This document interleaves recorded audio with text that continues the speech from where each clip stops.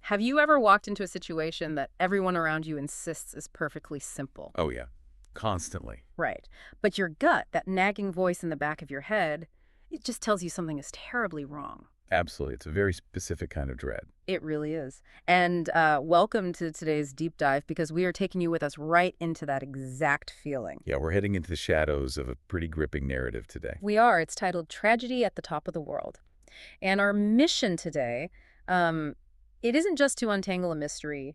We are going to unpack a profound chronocultural tragedy about love, duty, rigid expectations, and, the kind of grief that can either completely destroy a person or forge them into something entirely new.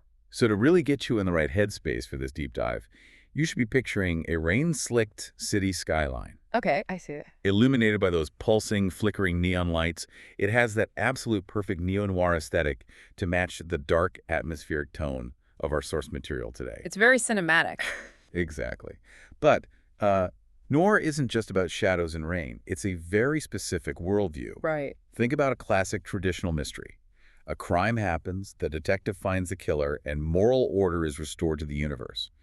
Noir is the exact opposite. It's much bleaker. Totally. Noir tells us that the institutions are corrupt, the moral order is an illusion, and the systems are inherently broken. The detective can't fix the world, they can only hope to survive it. Okay, let's unpack this. To really understand how we navigate this broken world, we need to introduce you to our weary protagonist, Detective Jack Savage. Great character. He really is. Jack is an ex-Orlando Police Department cop who has transitioned into life as a private investigator. And right now, as we meet him, he is nursing a truly catastrophic hangover. Oh, it's brutal. We are talking about a brutal mixture of Jack Daniels, Jose Cuervo, and Absolute Vodka. Just an awful combination. Seriously. But he's not partying. He is actively drowning in grief over his estranged wife, Katrina. Yeah, he is a man completely unmoored. And the text paints this incredibly vivid picture of his despair by placing him in, honestly, the absolute last place a grieving, cynical detective wants to be. The leaky tiki. The leaky tiki. Tacky, family-oriented timeshare resort. He is surrounded by happy families and screaming kids on vacation. Which is just awful when you're feeling like he is. It only magnifies his intense isolation. He's locked out of his room, trying to catch a buzz on a balcony just to numb his reality. Right, and the contrast is almost darkly comedic because he gets dragged away from his miserable stay by the resort manager, this guy, Mr. Fatu, in a ridiculous tiki mobile. A tiki mobile, yeah. To go help out a rival night manager over at the massive, glimmering Marriott World Center. So he's thrust from this tacky tourist trap right into a high-stakes, glittering crime scene. And it's a brilliant setup because it plays right into that neo-noir framework we mentioned earlier. Yeah. You would think his intoxication and his deep, paralyzing grief would make him a terrible investigator. Right, you'd think he'd be useless. But because his personal life is in absolute shambles, he is stripped of all pretense. He has nothing left to rely on except his raw instincts. Jack is a deeply flawed, damaged private eye, but those flaws make his observations sharper. Because he sees through the lies. Exactly. He knows what it looks like when a narrative is being faked, because he's currently faking his own way through life. That brings us right to the crime scene, and it is a genuinely gruesome spectacle. They pull up to the Marriott World Center, which is described as this massive glass hotel just pulsating with first responder strobes. High intensity. Very. The victim is a 24-year-old woman named Yumi Gohmon, and the stakes are astronomically high because she happens to be the daughter of Japan's U.S. ambassador. She has fallen 26 stories from a balcony to the pool deck below. So we're talking about an international incident of the highest order, which explains why the authorities are so desperate to close the book on it immediately. And the person rushing to close that book is Inspector Lynch. She is hostile, strictly by the book, and she takes one look at Jack, smells the stale booze, and immediately writes him off as a drunk. A private dick who has no business being there. Exactly. To her, there is no mystery. It is a cut-and-dry murder-suicide. She believes Yumi's husband, Shinji Gohmon, pushed her off the balcony after a lover's quarrel and then went back inside the suite and tried to hang himself. Case closed. Wrap it up before the press gets hold of it. That's her entire mentality. Inspector Lynch represents the surface-level assumption. She sees the most convenient narrative and absolutely refuses to look any deeper. But Jack looks closer. He steps into the 26th floor honeymoon suite, and he starts noticing the physical realities in the space. So what exactly is he seeing that the official police force is missing? What's fascinating here is the complete absence of chaos. Jack asks the crime scene techs if there were any smudges on the balcony railing. The tech says no, just perfectly clean fingerprints. Which is weird for a struggle. It's impossible for a struggle. Jack realizes instantly that if someone were fighting for their life, being forcefully pushed over a railing by their husband, they would be grabbing wildly. There would be streaks, partial prints, signs of a desperate fight. But there's nothing. Nothing. Furthermore, he looks at the patio furniture. There is a fine layer of undisturbed yellow pollen around the legs of the chairs and tables. Nothing has been knocked over. So no one bumped into anything. The physical evidence screams that there was absolutely no struggle on that balcony. And then there's the victim herself. Jack goes down to the pool deck and looks under the yellow tarp.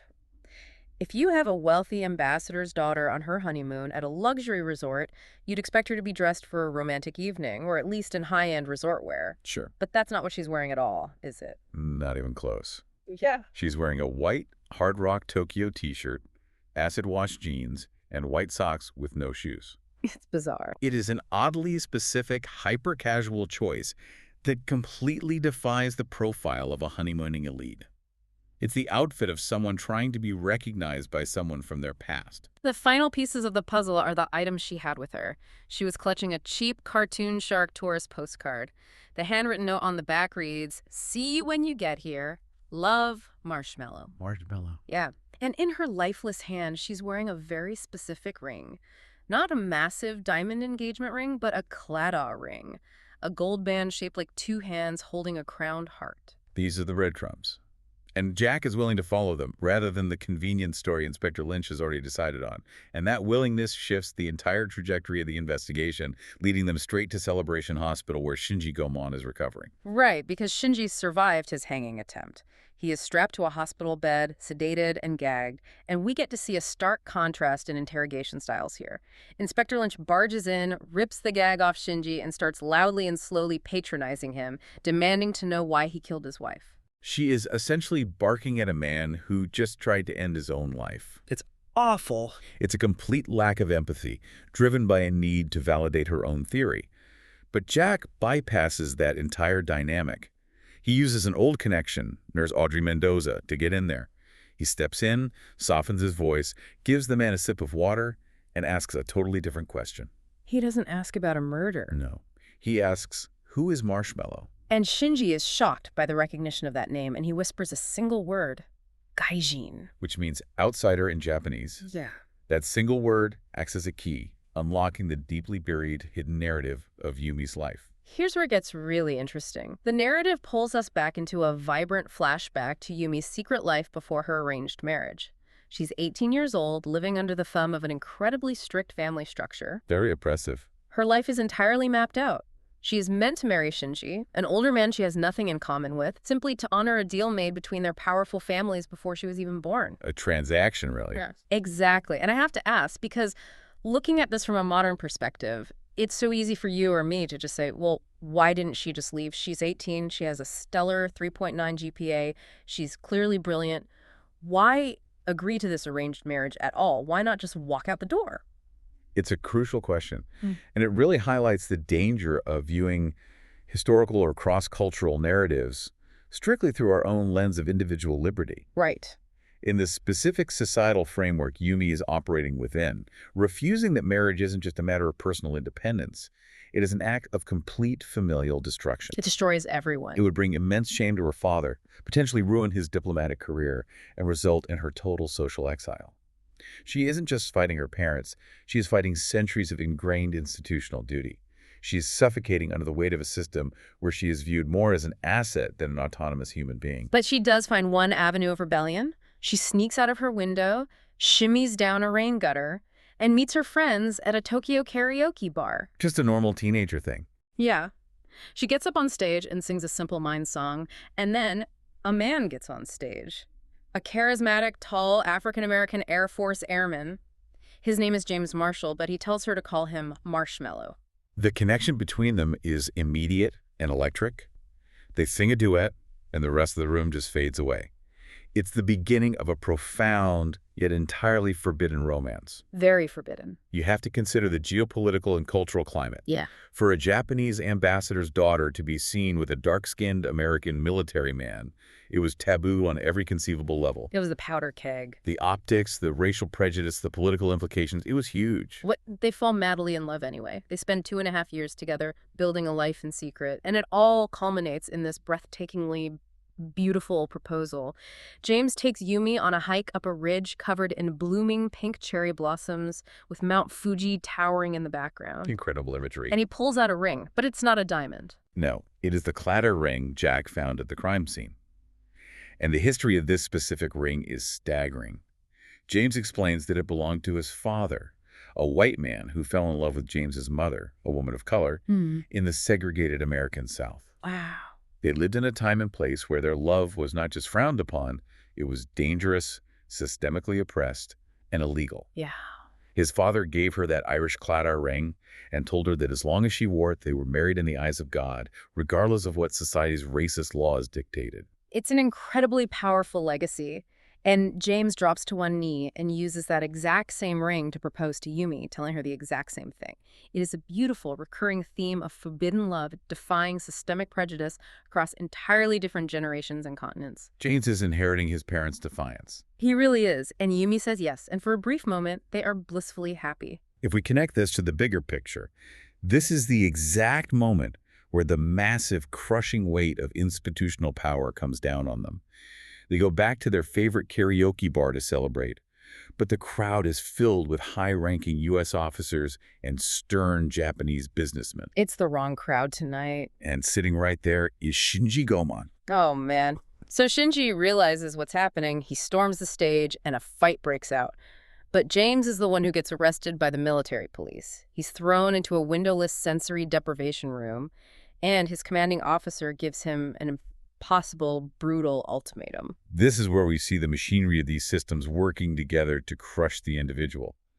Because Yumi is considered essential to this traditional arranged marriage structure, her powerful father applies pressure on the U.S. military. They threaten to hit James with false rape charges. Which is just vile. The military, wanting to maintain good relations with Japanese business interests, forces James's hand. The only way to avoid prison is for James to get on a military transport plane back to Florida in 5 minutes and never return to Japan. The system completely traps all of them. Yumi is robbed of her agency and forced into a marriage she views as a prison. James is robbed of the love of his life and forced out of the country under threat of a ruined life. And we also have to look at Shinji's tragedy in all of this. It's easy to view him as the villain, but he is also trapped. He was fulfilling his duty, expecting a traditional life based on the rules he was taught to follow. Right, he was just playing his part. Instead, he finds himself forced into a marriage with a woman who actively resents him, mocked and dishonored in public. Nobody wins here. The systemic expectations break every single one of them. Which brings us back to that hospital room in the present day. Jack Savage is listening to Shinji tell this story, and suddenly the gears in his head click into place. He has this brilliant, terrifying realization. He looks at Shinji and understands. Yumi didn't come to Florida for a honeymoon? No, she didn't. She orchestrated this entire trip for one single reason, to reunite with James Marshall. It explains the outfit perfectly. She wore the exact same clothes, the hard rock shirt, the acid wash jeans, that she was wearing the last time James saw her in Tokyo. She did it so he would instantly recognize her in the crowded hotel bar. And they did find each other. But Shinji followed her. Shinji saw them together at the hotel, realizing his new wife was still deeply in love with the outsider. In a jealous rage, fueled by his own sense of lost honor, Shinji dragged Yumi back up to the 26th floor and called her father to arrange a flight back to Japan in disgrace. And this leads to the darkest, most tragic revelation of the story. While Shinji was on the phone, Yumi didn't scream. No. She didn't fight back. That's where there were no smudges on the glass, no cries for help. She just climbed over the railing, clutching that postcard and the claddagh ring, and she jumped. Jack pieces it together and tells Inspector Lynch it wasn't murder. It was a suicide pact. Yumi and James knew they couldn't just run away together. The authorities would have James arrested and deported by sunrise. The systems they were fighting were too big. Too big. If they couldn't be together in life, free from the crushing rules of their societies, they decided they would be together in death. The urgency in this moment is palpable.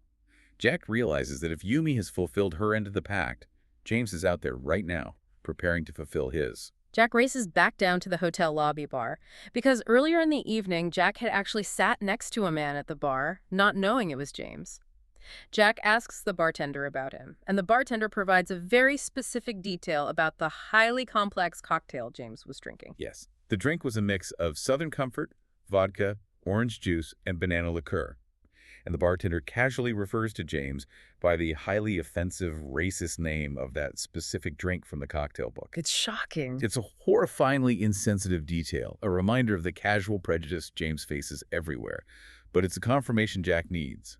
The bartender says James left 10 minutes after Jack did. Jack collapses onto a bar stool. He knows he is too late. The timeline doesn't work. James has had nearly an hour head start to do something fatal. And the tragic inevitability plays out exactly as Jack feared. We move into the aftermath of the case. Jack goes back to his messy apartment. The luxury of the resort is gone, replaced by the grim reality of his own life. He is haunted by nightmares of falling, not off a cliff, but off a building, mirroring Yumi's death. He wakes up drenched in sweat, and then the phone rings. It's Inspector Lynch. She confirms the grim reality. James Marshall drove his car straight through a chain-link fence and into a lake. Oh, man. He didn't even try to escape the vehicle, and beside him on the floorboard was a tear-stained note that read, "Finally, we can be together, even if it's in hell." It is absolutely gut-wrenching. Jack is shattered by it. He talks to his friend Taz on the phone and discovers another twist. Taz completely fabricated a story about a sick relative to trick Jack into taking that resort vacation in the first place. A setup. Yeah. Taz knew Jack was rotting away in his apartment, drowning in his grief over his estranged wife, Katrina. He pushed him out into the world to force him to start living again. Which creates a profound parallel. Jack has been entirely paralyzed by the loss of Katrina. He has been choosing a slow death by alcohol and isolation. But witnessing this case, witnessing the ultimate, violent, tragic sacrifice of Yumi and James, acts as a mirror. He sees himself. He forces Jack to confront his own slow suicide. He realizes he is throwing away the life that two other people just died trying to grasp. He yells at Taz, but Taz tells him to take his pain and turn it into something real. Build a name, Taz says. Black Jack Savage, Central Florida's greatest detective. Jack is furious. He hurls his phone to the floor, completely destroying it. He thinks about going out to get another drink to numb the pain. The easy way out. But then he stops. He opens his nightstand drawer. He sees his old police badge. He sees his handcuffs. And underneath them, a photo of Katrina. He can't bring himself to look at her face yet. He slams the drawer shut. But he doesn't go to the liquor store. He walks out the door, choosing to step into the world. He embraces the rebirth. The broken Jack Savage is gone, and the seeds are planted for Black Jack Savage. So what does this all mean? It's heavy. The story asks you to hold up a mirror to your own life. Jack's journey forces a broader question about how any of us process profound grief. When trauma hits you like a freight train, does it break you completely, leaving you isolated in the dark? Or does it eventually, painfully, forge you into something sharper, something more resilient like it did for Jack? This raises an important question, and it's something I want you to really mull over long after we sign off today. We look at the overwhelming systemic forces that trapped Yumi and James. The rigid, traditional marriage structures of the era, the mid-century military policies, the geopolitical pressures. And it's very easy to relegate those dynamics to the past or to specific extreme cultural clashes. Right, to say that doesn't happen anymore. But it makes you wonder about the invisible societal barriers we still uphold today. Where are our modern windowless rooms? How often do our current institutions, whether it's corporate cultures, political tribalism, or even the algorithms that dictate our social standing, still force people into corners where they feel completely stripped of their agency? We might not be dealing with arranged marriages in the same way, but are we truly free from systems that demand we sacrifice our authentic selves to maintain the status quo? Did Yumi and James's ultimate sacrifice actually grant them the freedom and rebellion they sought? Or, by choosing death, did they merely pass their profound trauma onto the survivors left behind, leaving people like Shinji and Jack to carry the burden of their tragic choices forever? A heavy, powerful thought to leave you with. Thank you for joining us on this deep dive into tragedy at the top of the world. Keep questioning the surface level of every story you encounter. Look for the details everyone else is missing, and we'll catch you on the next one.